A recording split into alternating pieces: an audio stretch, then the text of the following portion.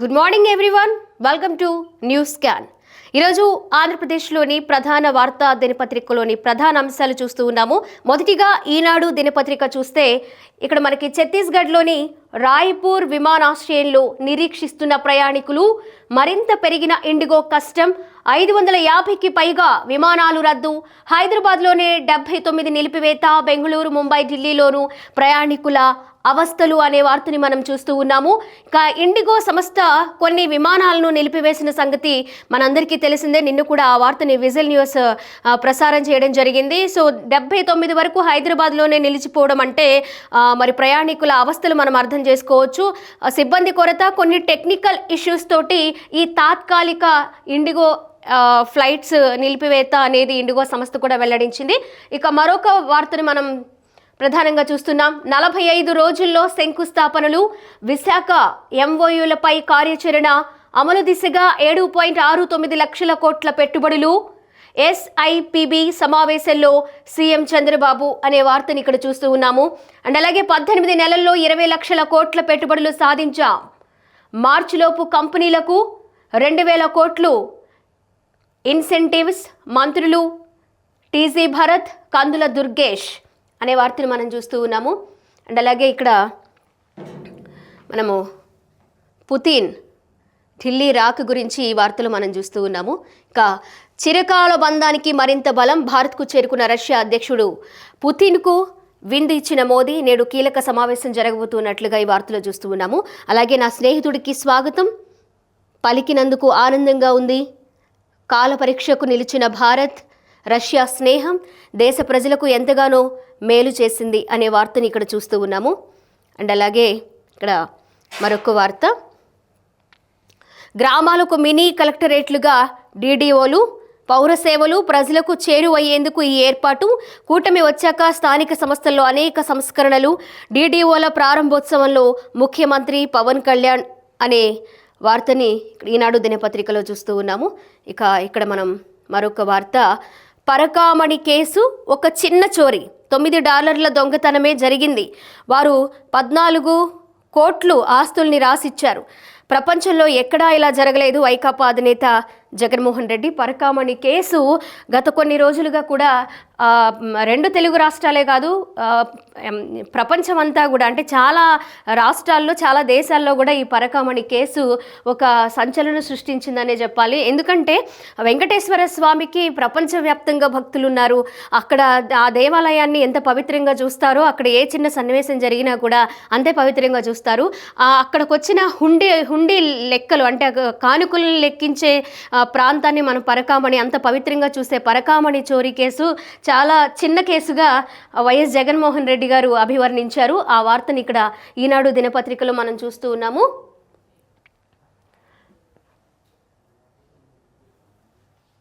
Next Andhra Jyothi దినపత్రిక. Okay, ఎవరి credit ఎవరి చోరీ, గూగుల్ డేటా సెంటర్పై జగన్ చిత్రాలు. 2026లో సాధారణ సెలవులు 24, ఆదివారం వచ్చిన శివరాత్రి, దుర్గాష్టమి, దీపావళి. అలాగే నేడు మెగా పీటీఎం, 45,000 పాఠశాలలో నిర్వహణ, పాల్గొనున్న సీఎం, డిప్యూటీ సీఎం, మంత్రి లోకేష్ అనే వార్తను మనం చూస్తూ ఉన్నాము. ఇక్కడ 25 ఒప్పందాలు, పుతిన్ పర్యటన సందర్భంగా భారత్ రష్యా మధ్య కుదిరే అవకాశము, రష్యా అధ్యక్షుడు పుతిన్తో ప్రధాని నరేంద్ర మోదీ కరచాలనం, భారత్కు చేరుకున్న పుతిన్, ఎయిర్పోర్ట్లో స్వాగతం పలికిన మోదీ, ప్రధాని కారులోనే ఆయన అధికారిక నివాసానికి పుతిన్, మోదీ ప్రైవేట్ విందు, నేడు ఇరువురి మధ్య కొన్ని చర్చలు జరిగే అవకాశాలు ఉన్నాయనే వార్తని మనం ఇక్కడ చూస్తున్నాం. ఇక ఇదేంది జగనా, అడ్డగోలు వాదనలు, అవాకులు అబద్ధాలు అనే వార్తని మనం ఆంధ్రజ్యోతిలో చూస్తున్నాం. నిన్న ఏదైతే వైఎస్ఆర్ కాంగ్రెస్ పార్టీ అధ్యక్షులు జగన్మోహన్ రెడ్డి గారు దాదాపు 3 గంటల పాటు తన అనుకూల మీడియా ప్రతినిధుల సమావేశాన్ని సుదీర్ఘమైన కాలం ఆయన మాట్లాడడం జరిగింది. దానిలో చాలా అంశాలు మాట్లాడారు. మోసము, అన్యాయము, దగ, కుట్ర ఏమీ చేయలేదు, మేనిఫెస్టోలో ఏం మాట్లాడింది, ఈ 2 ఏళ్లలో కూడా కూటమి ప్రభుత్వం పూర్తి చేయలేదు, ఇది మోసం కాదా, ఇది దగా కాదా అని చెప్పి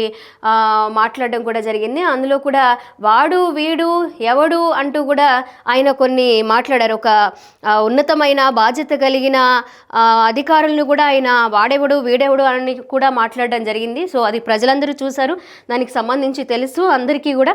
సో ఇంకొక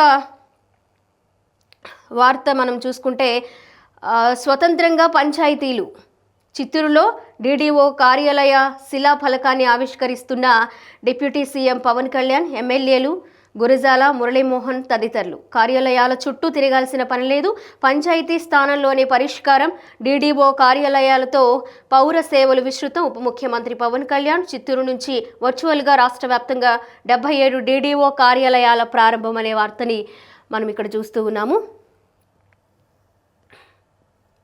సో ఇక ఈ వార్త గురించి మనం మాట్లాడుకుంటే, ఏదైతే జగన్మోహన్ రెడ్డి గారు ఆయన మీడియా సమావేశంలో నిన్న మాట్లాడారో, చాలా చిన్న దొంగతనము, అలాగే వాడు వీడు వాడెవడు వీడెవడు, అలాగే కూటమి ప్రభుత్వం మోసం చేసింది, అన్యాయం చేసింది, అబద్ధాలు చెప్తుంది, హామీలు ఇచ్చినవన్నీ ఎక్కడ, ఇది మోసం చేయడం కాదా, ఎలా ప్రజలు చూస్తారు అని చాలా రకరకాల అంశాలు అక్కడ తీసుకొచ్చి ఆయన మాట్లాడడం జరిగింది. సో ఏదైతే పరకామణి కేసు చాలా చిన్న కేసు, దొంగతనం జరిగింది చాలా తక్కువ, దానికి వాళ్ళు దగ్గర 14 కోట్ల దాకా చెల్లించారు, ఇది ఎక్కడా జరగలేదు, అసలు దొంగతనం జరగనప్పుడు, దొంగతనం చేయనప్పుడు అసలు ఎందుకు 14 కోట్లు చెల్లించాల్సిన అవసరం ఉంది? 14 కోట్లు అవసరం లేదు కదా. సో చెల్లించారు అంటే తప్పు ఒప్పుకున్నట్లే కదా. అవన్నీ జరిగినాయి. అంతేకాకుండా మనం ఈ కేసులో ఏదైతే కూటమి ప్రభుత్వమే, కూటమి పెద్దలే దాని మీద విచారణ చేయిస్తున్నట్టు, దోషులు ఎవరో శిక్షించాలి అని కూటమి ప్రభుత్వమే ఏదో ముందుకొచ్చినట్టు, ఇది కోర్టు ఆదేశాల ప్రకారము ఈ విచారణ అనేది కొనసాగుతుంది. ప్రతి ఒక్కరిని కూడా పిలిచి సుదీర్ఘంగా విచారణ జరగడం, అసలు తప్పు ఎందుకు చేయాల్సి వచ్చింది, ఎవరు చేశారు, ఆ దొంగతనం చేసిన అమౌంట్తో ఏమేమి ఆస్తులు కొనుగోలు చేశారు, ఎక్కడెక్కడ ఆస్తులు కొనుగోలు చేశారు, వాళ్ళకి బినామీలు ఎవరన్నా ఉన్నారా అనే విషయం మీద చాలా సుదీర్ఘంగా ఒక 150 పేజీలతో సిట్ ఒక దానికి సంబంధించిన డీటెయిల్స్ అన్నీ పొందుపరిచింది. అది కోర్టుకు కూడా సమర్పించడం కూడా జరిగింది. ఇక్కడ ఈ కేసులో చాలా ఈజీగా, చాలా చిన్న కేసు అని చెప్పడం, మాజీ చైర్మన్ అలాగే వైఎస్ఆర్ కాంగ్రెస్ పార్టీకి సంబంధించిన జగన్మోహన్ రెడ్డి గారి పిన్ని భర్త వైవి సుబ్బారెడ్డి గారిని కాపాడడం కోసం కాదా, అలాగే రాజశేఖర్ రెడ్డి గారి మిత్రుడు, అతను కూడా టీటీడీ మాజీ చైర్మన్, ఇక్కడ మనకి కరుణాకర్ రెడ్డిని రక్షించి కాపాడే పనిలో భాగంగా ఆయన చాలా చిన్న కేసు, అసలు అది అంత పెద్ద కేసు కానప్పుడు ఎందుకంత కూటమి ప్రభుత్వం చాలా ఇష్యూ చేస్తుంది అన్నట్లుగా ఆయన మాట్లాడిన తీరైతే నిన్న కనిపించిందనే చెప్పాలి. సో అది ప్రజలు కూడా అర్థం చేసుకుంటారు. ఎందుకంటే వెంకటేశ్వర స్వామి అలాగే తిరుపతికి సంబంధించిన దేవాలయానికి సంబంధించిన ప్రతిదీ కూడా అత్యంత పవిత్రంగా భావిస్తారు భక్తులు. సో వాటికి సంబంధించి అదేదో లడ్డు అనడము, అది చాలా చిన్న కేసు అనడము, కూటమి ప్రభుత్వమే ఏదో వైసీపీ వాళ్ళని ఇరికిస్తుంది అని అనడము, అదంతా నేను వైసీపీకి అలాగే సాక్షి దినపత్రికే వదిలేస్తూ ఉన్నాను. సో సాక్షి దినపత్రిక ఓపెన్ చేద్దాము. అసలు సాక్షి దినపత్రిక నిన్న మాట్లాడిన జగన్మోహన్ రెడ్డి గారి సుదీర్ఘ మీడియా సమావేశంలో, ఆయన అనుకూల మీడియా సమావేశంలో ఏం మాట్లాడారు అనే దానిపై ఇక్కడ సాక్షి దినపత్రికలో ఏం ప్రచురించారు, ఏం మాట్లాడారు అనేది చూద్దాము. ఇక చంద్రబాబు గ్లోబల్స్ గురువు, సూపర్ 6 పేరిట సూపర్ మోసం, సూపర్ 6, సూపర్ 7 సక్రమంగా ఎక్కడ అమలు చేశారు, సీఎం చంద్రబాబుపై నిప్పులు చెరిగిన వైఎస్ఆర్సీపీ అధ్యక్షుడు వైఎస్ జగన్ అనే వార్తని మనం ఇక్కడ చూస్తూ ఉన్నాము. సో మోసాల గురించి, అబద్ధాల గురించి, అన్యాయాల గురించి 2019 నుంచి 2024 వరకు జగన్మోహన్ రెడ్డి గారు ఎలాంటి పరిపాలన అందించారు అనేది ప్రజలందరూ చూశారు. ఈ మోసానికి, ఈ అబద్ధాలకి పేటెంట్ రైట్స్ సాక్షి మనం వైఎస్ఆర్సీపీ గవర్నమెంట్ అనుకోవాలి, క్లియర్గా తెలిసిపోతుంది. సో దాన్ని గ్రహించే ప్రజలు మన 11 సీట్లకి పరిమితం చేశారని ఇప్పటికీ కూడా జగన్మోహన్ రెడ్డి గారికి ఎందుకు అర్థం కాలేదో మనము ఆలోచించాల్సిన అవసరం అయితే ఖచ్చితంగా ఉంది. సో నేను ఒక 2-3 ఉదాహరణలు అయితే చెప్పాలనుకుంటున్నానండి. ఎందుకంటే 5 ఏళ్లలో కూడా ఎన్నో మోసాలు ఉన్నాయి. ఒక రోజంతా సరిపోదు, 2 రోజులు సరిపోదు అవన్నీ వివరించడానికి. నేను చాలా క్లుప్తంగా ఒక 2-3 ఉదాహరణలు తీసుకొస్తా. ఏదైతే అప్పుడు రాష్ట్రం విడిపోయిన తర్వాత టీడీపీ ప్రభుత్వంలో ఉన్నప్పుడు శాశ్వత అమరావతి కోసము, శాశ్వత రాజధాని కోసము అమరావతిని ఎలా అయితే కేటాయించారో దానికి నేను సంపూర్ణ మద్దతు ఇస్తున్నానని మన అసెంబ్లీ సాక్షిగా, అసెంబ్లీ అంటే దేవాలయంగా భావిస్తారు అందరూ కూడా, అలాంటి అసెంబ్లీ సాక్షిగా వైసీపీకి సంబంధించిన నేతలందరూ జగన్మోహన్ రెడ్డి గారితో పాటు సంపూర్ణ మద్దతు మేము తెలియజేస్తున్నాము. ఎందుకంటే నగర నడిబొడ్డులో ఉంది విజయవాడకి ఆనుకుని అమరావతి. సో ఇక్కడ అమరావతిని నిర్మించడానికి, రాజధానిని నిర్మించడానికి మేము సంపూర్ణ మద్దతు ఇస్తున్నాము అని కూడా ఆయన మాట్లాడారు. అంతేకాకుండా అసలు 33,000 ఎకరాలు ఎలా సరిపోతాయి, దగ్గర 30 నుంచి 40,000 ఎకరాలు ఈ శాశ్వత రాజధానికి అవసరం అవుతాయని చెప్పిన అప్పటి ముఖ్యమంత్రి ఎక్స్ ప్రతిపక్షంలో ఉన్నారు ఆయన జగన్మోహన్ రెడ్డి గారు.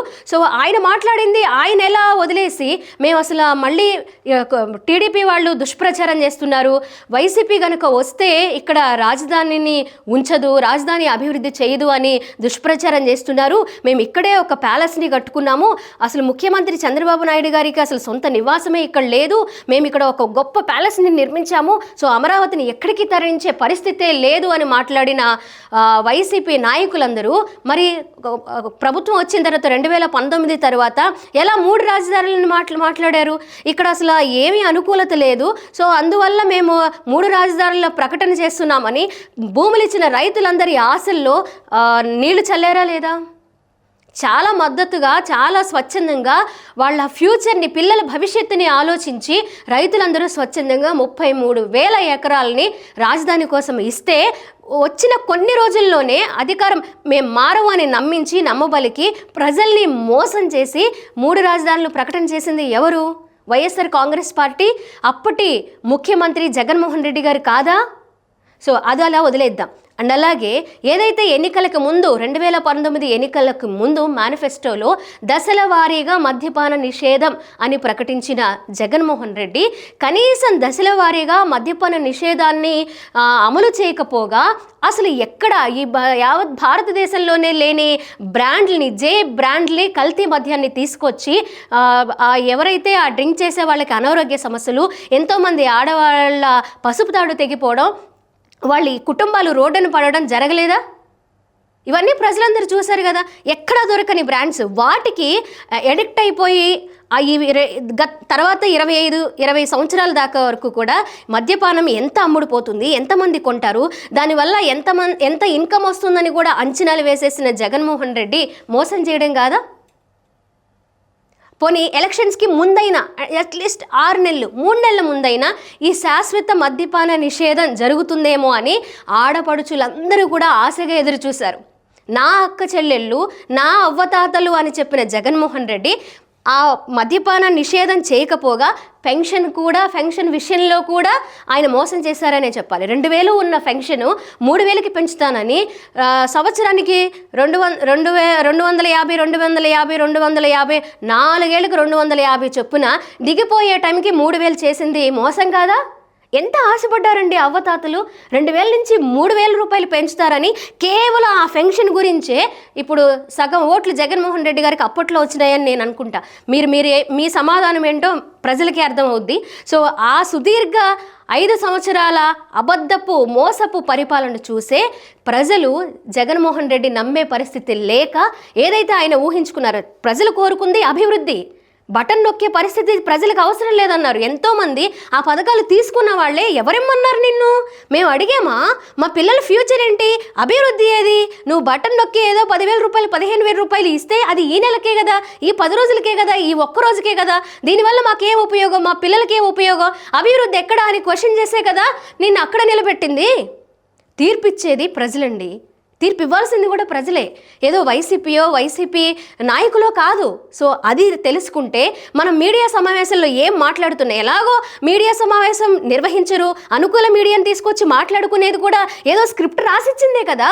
ఆ స్క్రిప్ట్ రాసిచ్చింది చదివేటప్పుడు కూడా కాస్త స్పృహలో ఉండి మాట్లాడినట్లయితే ఏం మోసాలు, ఏం అబద్ధాలు, అలాగే అదేదో లడ్డు, భువనేశ్వరి అండ్ అలాగే పరకామణి కేసు చాలా చిన్న కేసు, ఇలాంటివి రావు. జగన్మోహన్ రెడ్డి గారు మాట్లాడేటప్పుడు ఆ స్క్రిప్ట్లో ఉన్న అర్థం ఏంటి, అసలు మనం ఏం మాట్లాడుతున్నాం, ప్రజల్లోకి ఏం వెళ్తుంది, ప్రజలు ఎలా తీసుకుంటారనేది ఆలోచిస్తే ఆయన మీడియా సమావేశంలో ఇవన్నీ రావు. ఇక్కడ వచ్చేసే పత్రికలో కూడా అబద్ధాలు, మోసాలు రావు. ఇది నేను సాక్షి దినపత్రికకి అలాగే వైఎస్ఆర్ కాంగ్రెస్ పార్టీ నేతలకి ఎక్స్ సీఎం జగన్మోహన్ రెడ్డి గారికి సవినయంగా విన్నవించుకుంటున్న మాటలని నేను ఈ సందర్భంగా చెప్పబోతున్నాను. ఇక నెక్స్ట్, సో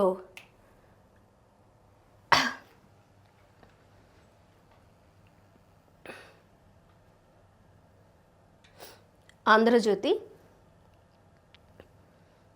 ఇక్కడ కూడా మనం ఇంతకుముందు చూసాము. పుతిన్ వచ్చెన్ నవ్వుతూ చేతులు కలుపుకుని ఆప్యాయంగా హృదయానికి అత్తుకుని విమానం దిగిన రష్యా అధ్యక్షుడికి ఎదురేగి సాదర ఆహ్వానం అనే వార్తని మనం ముందు పేపర్లో కూడా చూసాం. నిన్నటి నుంచి కూడా ఆయనకు 5 అంచెల భద్రతని ఏ విధంగా ఏర్పాటు చేశారు, ఆయన భద్రతా ఏర్పాట్లు ఏ విధంగా జరుగుతున్నాయి, ఆయన వచ్చి విందు అలాగే కొన్ని సమావేశాల్లో ఏమేమి మాట్లాడబోతూ ఉన్నారనే అంశాల మీద కూడా మనం ఆల్రెడీ చూసాము. సో అదే వార్తని ఇక్కడ ఆంధ్రజ్యోతిలో చూస్తున్నాము. ఇక నెక్స్ట్ మనము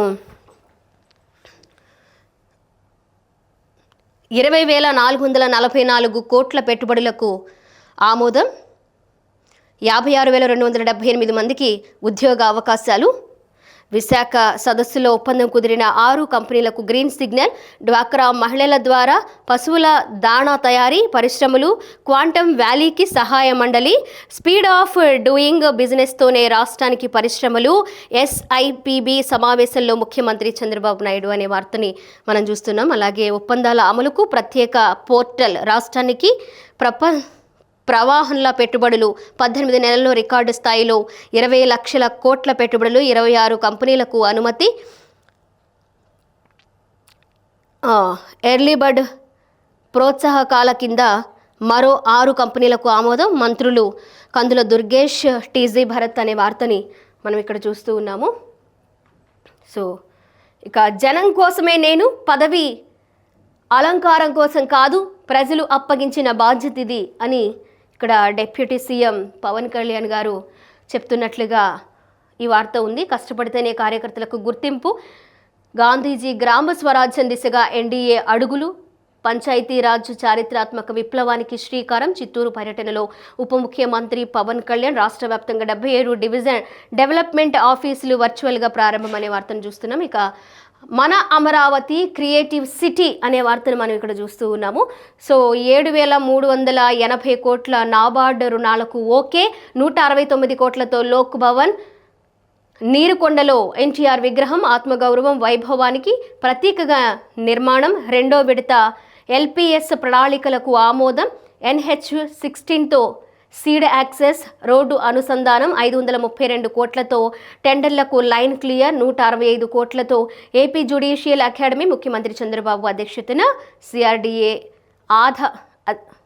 అథారిటీ సమావేశంలో కీలక నిర్ణయాలు అనే వార్తను మనం ఇక్కడ చూస్తున్నాం. ఇక మరొక వార్త ఇక్కడ చూసుకుంటే, వ్యక్తులు కాదు పార్టీ శాశ్వతం, చట్టబద్ధమైన పనుల కోసం క్యాడర్ వెళితే అధికారులు స్పందించాలి, అధికారంలోకి రావడం వెనుక కార్యకర్తల కష్టం దాగి ఉంది, హుండీలో 50 కోట్లు కొట్టేస్తే సైకో దృష్టిలో చిన్న దొంగతనమా, అది ఏదైతే మనము నిన్న జగన్మోహన్ రెడ్డి గారు మీడియా సమావేశంలో చాలా చిన్న దొంగతనం అని పరకామణి కేసును అభివర్ణిస్తూ ఆయన మాట్లాడారు, దానికి సంబంధించి కూడా ఇక్కడ మంత్రి లోకేష్ గారు ప్రస్తావించినట్లుగా ఈ వార్తలో మనం చూస్తూ ఉన్నాము.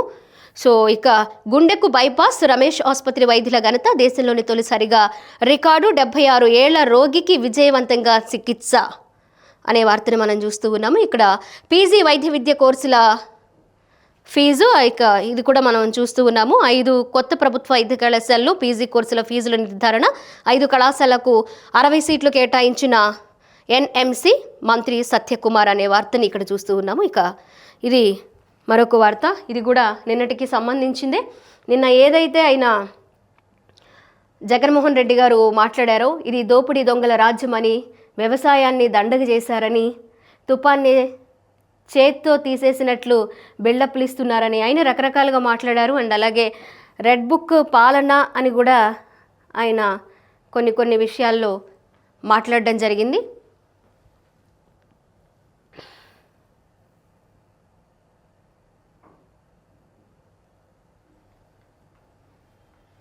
ప్రజాశక్తి పేపర్లో కన్వీనర్ సీట్లలో కోత 70 నుంచి 50% కుదింపు, ఫీజు రియంబర్స్మెంట్ తగ్గించేందుకు ప్రభుత్వం యత్నం, కొత్తగా ఎన్ఆర్ఐ కోటా ప్రవేశపెట్టే ఆలోచన, పేద విద్యార్థులపై తీవ్ర ప్రభావం అనే వార్తను చూస్తున్నాం. ఇక కొత్త కళాశాలలో పీజీ ఫీజుల ఖరారు, మంత్రి సత్యకుమార్ వెల్లడించినట్లుగా వార్తను చూస్తున్నాం. ఇక మరొక వార్త, ఇక్కడ గ్రౌండ్ అయ్యేలా చూడండి, ఎస్ఐపిబి సమావేశంలో సీఎం చంద్రబాబు ఆదేశం, 20,444 కోట్ల పెట్టుబడులకు గ్రీన్ సిగ్నల్ అనే వార్తని ఇక్కడ చూస్తూ ఉన్నాం. ఇక భారత్కు చేరుకున్న పుతిన్, ఇది కూడా మనము మిగిలిన అంతకుముందు చదివిన న్యూస్ పేపర్స్లో పుతిన్ రాకకు సంబంధించి, అలాగే మోడీ ఘన స్వాగతం, ఆయనకు సంబంధించిన భద్రతా ఏర్పాట్లకు సంబంధించి కూడా మనం చూసాము.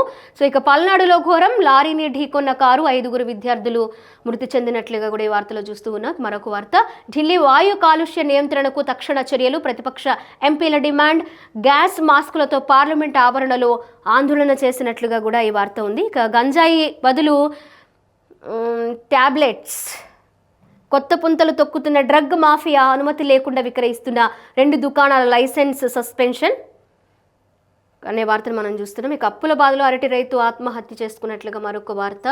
ఇంక ఇక్కడ నిన్న ఏదైతే ముఖ్యమంత్రి ఇదేదైతే ఎక్స్ సీఎం జగన్మోహన్ రెడ్డి గారు ఏదైతే మాట్లాడారో, ముఖ్యమంత్రి గారి మీద అవాకులు చవాకులు పేలిపోవడం, కూటమి ప్రభుత్వం మీద అవాకులు చవాకులు పేలడం, ఏ విధంగా అయితే ఆయన మాట్లాడో దానికి సంబంధించి కూడా ఇక్కడ పంటలకు కూడా, రైతులకు కూడా ఎలాంటి గిట్టుబాటు ధర లేదని ఆయన మాట్లాడడం జరిగింది. సో ఆ వార్తను మనం ఇక్కడ చూస్తూ ఉన్నాము.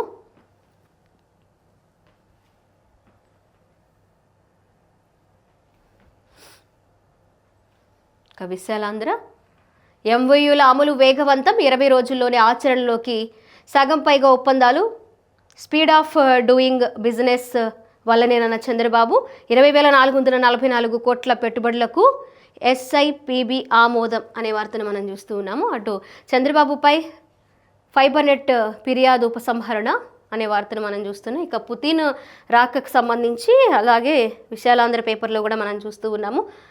ఆయన రాక, ఆయన భద్రత, ఏమేమి చర్చలు జరగబోతూ ఉన్నాయి అనే దాని మీద కూడా మనం చూసాము. గ్యాస్ మాస్కులతో ఎంపీల నిరసన, కాలుష్యంపై విపక్షాల ఆగ్రహం, చర్యలు తీసుకోవాలని కేంద్రానికి డిమాండ్. ఇది గత కొన్ని రోజులుగా కూడా ఈ డిమాండ్ వినిపిస్తూ ఉంది. సో తగిన చర్యలు తీసుకోవాలి అని ఆ గ్యాస్ మాస్కులు కూడా పెట్టుకొని నిరసన తెలుపుతున్న పరిస్థితి చూస్తూ ఉన్నాము. ఇక స్క్రబ్ టైఫస్ కలకలం, గుంటూరు జీజీహెచ్కు 8 కేసులు, ఆందోళన అవసరం లేదంటున్న వైద్యులు. సో ఏదైతే ఈ స్క్రబ్ టైఫస్ ఒక నల్లి లాంటి పురుగులు రూపంలో ఉండే ఈ జీవి ప్రాణాంతకం కాదు, కొంచెం అనారోగ్య సమస్యలు అయితే వస్తాయి. సో దాని నుంచి ఎలా బయటపడాలి, దాన్ని ఎలా నివారించుకోవాలి అనే దాని మీద కూడా వైద్యులు ఎప్పటికప్పుడు అవేర్నెస్ కల్పిస్తూ ఉన్నారు. ప్రతి గ్రామానికి, ప్రతి రోడ్కి వెళ్ళి వాళ్ళని ఎలాంటి జాగ్రత్తలు తీసుకోవాలి, అండ్ అలా దోమలు రాకుండా ఎలాంటి జాగ్రత్తలు తీసుకోవాలి, మనం తాగే నీరు, అలాగే అక్కడ వాతావరణ పరిస్థితులు ఎలా ఉన్నాయి, సో చుట్టుప్రక్కల క్లీనింగ్కి సంబంధించి కూడా వైద్యుల బృందం ఎప్పటికప్పుడే అవేర్నెస్ కల్పిస్తూ ఉంది. కాబట్టి ప్రాణాంతకం కాదని కూడా డాక్టర్స్ భరోసా ఇస్తున్న పరిస్థితి అయితే కనిపిస్తుంది. ఇవాల్టి ప్రధాన వార్తా పేపర్లోని ప్రధాన అంశాలు చూసాం కదా. రేపు ఏదైతే ఆంధ్రప్రదేశ్లోని వార్తా దినపత్రికలోని ప్రధాన అంశాలు తెలుసుకుందాము. Thank you.